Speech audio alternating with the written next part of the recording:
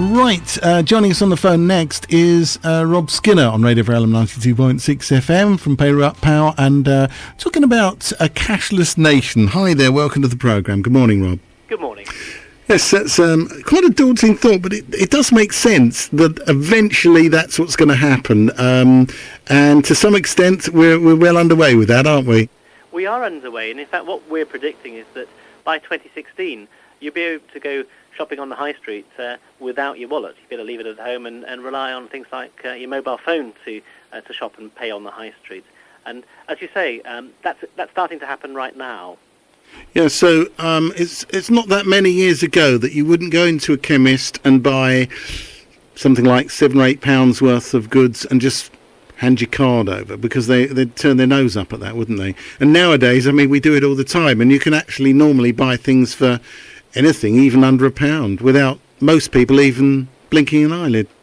Exactly. And I think what we always say is that people don't tend to change the way they pay and the way they shop unless there's a good reason to do so. So a different way to pay has to be easier. And the example that I often give is, for example, this morning I was racing for a train, and I didn't have enough coins to pay for the car parking at the station.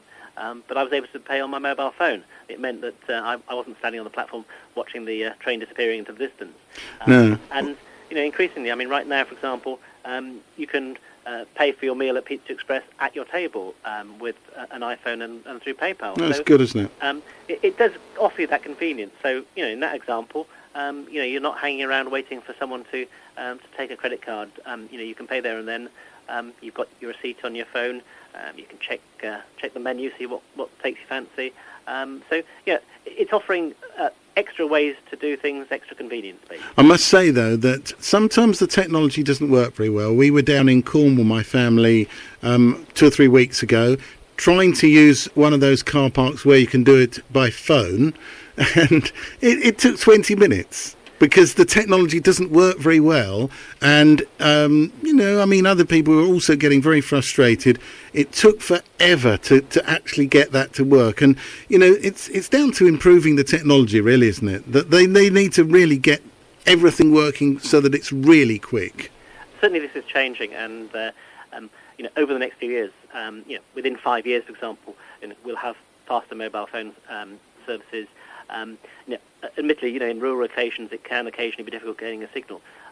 But again, I mean, if you take yourself back, say, to the year 2000 or before, the idea of doing a huge amount of our Christmas shopping online seemed like an amazing idea. And yet, most of us now do that, quite happily without even thinking about it. Tell us about PayPal. And my wife has been using PayPal recently to pay for things that she's been purchasing online. So this is what you're all about, really, isn't it?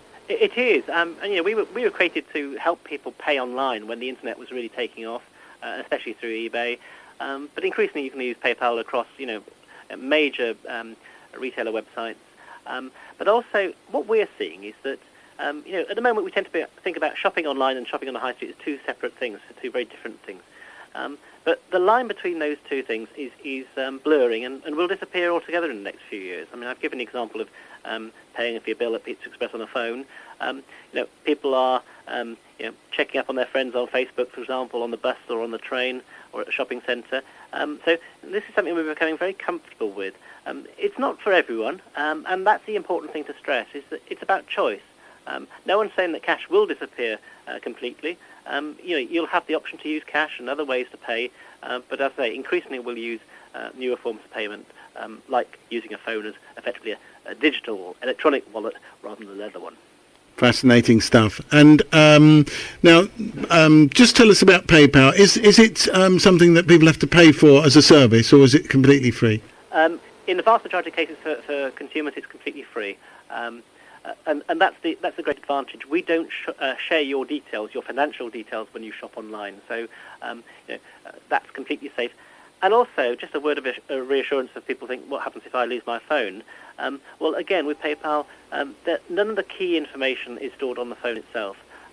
We keep that securely ourselves. And so, if you lose your phone, people haven't got access to all your financial information. Right. But I would give one piece of advice to anyone with a phone. Make sure you lock it with a password or a PIN number, so that if you're unlucky enough to lose it, people can't sort of start using it straight away.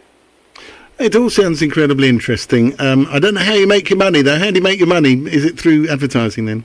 No, well, effectively, we charge retailers a small fee for using PayPal.